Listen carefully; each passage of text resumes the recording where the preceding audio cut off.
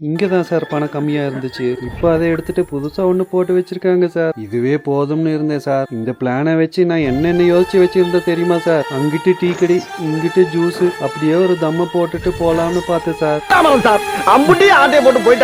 வடிவேலோட இந்த கிணத்த காணோம் காமெடி மாதிரி அப்பப்போ இந்த மொபைல் நெட்வொர்க் எல்லாம் அவங்களுக்கு தகுந்த மாதிரி குறைஞ்ச விலையில இருக்கிற பேசிக் பிளான் எல்லாத்தையும் ஒவ்வொன்றா கமுக்கமா எந்த ஒரு இன்ஃபர்மேஷனும் இல்லாம தூக்கிக்கிட்டு இருக்காங்க. அந்த வகையில இப்போ ஜியோவோட சில மாற்றங்களை பார்க்கலாம். 189 ரூபாய்க்கு 28 நாள் validity, unlimited calls and 2GB data போன வாரம் வரைக்கும் எல்லா பிளாட்ஃபார்ம்லயும் ரீசார்ஜ் ஆயிட்டு இருந்துச்சு. இப்போ கொஞ்ச நாளா ரீசார்ஜ் ஆகிறது இல்ல. அந்த பிளான் மெயின் பிளாட்ஃபார்மான ஜிபே போன்பேலையும் காட்டுறது இல்ல.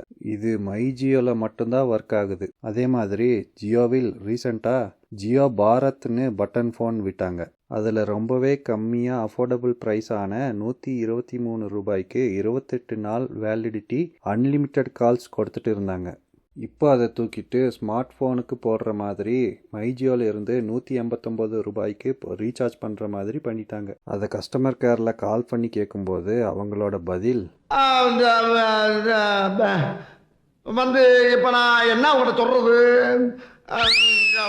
இப்படிதான் இருந்துச்சு. இதை நம்பி இந்த பட்டன் ஃபோன் வாங்கின தினக்கூலி செய்கிற மக்கள் என்ன செய்வாங்க? ஸ்மார்ட் ஃபோனுக்கு பண்ற மாதிரி 189 ரூபாய்க்கு தான் பண்ண வேண்டியதா இருக்கு. கேட்கறதுக்கு ஆள் இல்லைன்னா இந்த மாதிரி இன்னும் நிறைய நடந்துகிட்டே இருக்கும். இந்த மாதிரி உங்கள யாராவதுக்கு ரீசார்ஜ் பிரச்சனை வந்திருக்கா? அப்படி இருந்துச்சுன்னா கமெண்ட்ஸ்ல லீவ் பண்ணுங்க.